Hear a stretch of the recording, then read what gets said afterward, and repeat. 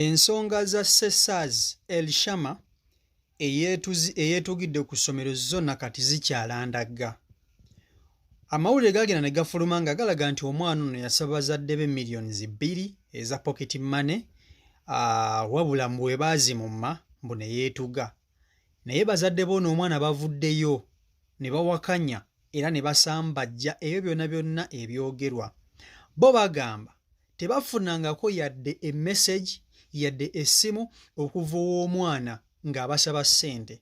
Ate n'ekirala balina ssente zonna ze basobola okuwa omwana waabwe singa abalina kyayagala. Kati bye mugamba mbu simanyi omwana waabwe yetta olw'okuba basabe million 2 ne bagaana byonna bikyamu. Bo kye baagala ekintu kimu, baagala mwana waabwe nga mulamu.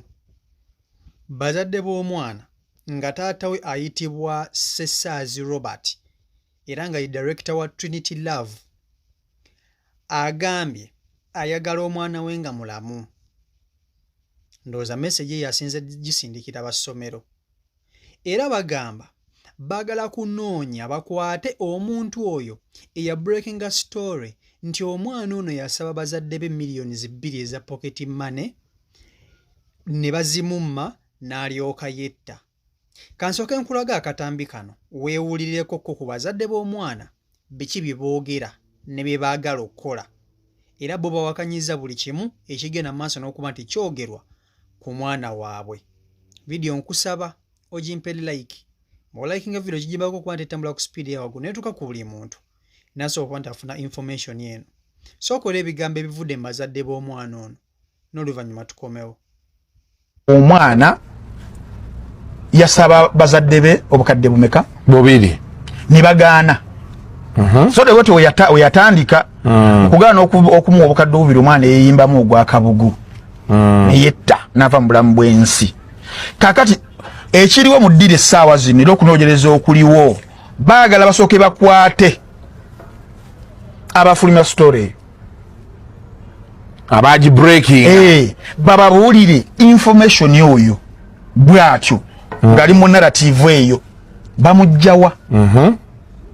Kubanga kitegere bo bagamba nti waliwo probably omuntu eyakreatinga narrative eyo n'agiguza amawulire akola diversion. Kubanga bo bagamba wogamba omwana nti nno yali asaba obukadde 2 you have to provide the proof nti no obukadde 2 yabusaba either by text either by a phone call boje batali receiving ngako. Kati ye taata omwana agamba essimu tagifunangako family yaabwe kugena wulidde tebafunangako any such a claim from the deceased the boy that he was asking for money, and in fact that boy has been even saving money on his account. He has been having almost 2 point something money on the account. Okitegeera nti omwana mukugenda even because okusoma kwa kaddamu weeks lozanga 2-3 emabega okitegeera million 2 yandi badasa asakaza omwana wasini eyokumeka eyokubiri yandi badde azagaza ki obukadde obwo 2 omutuso kubanga akuba essimu nti nakola ki abwetaaga. In fact ne kumutwala ku ssomero nti omwana bamuwa buli kimu babadde bamuwanga buli kimu nga nebimu yabagamba nedda bino bijja kumala temunyongera kuba nange Shalom Egula ina kye yayogedde omuguwa yagujjawa bagamba tegwali muguwa zali suuka yakozesa suuka we bagambe narrative that is being thrown around. Ensuuka be yazisibaayo nga tewali alaba. Kakati wonna there are a lot of loopholes.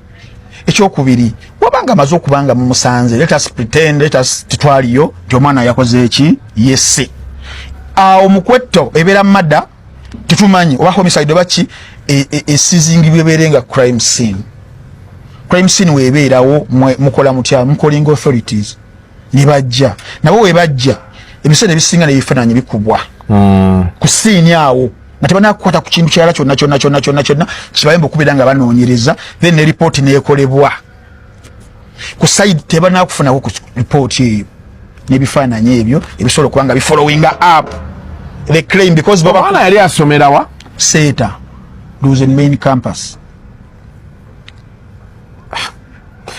Ennaku zino ate abaana bafiira mu masomero nebigenda bwe bityo under unclear circumstances.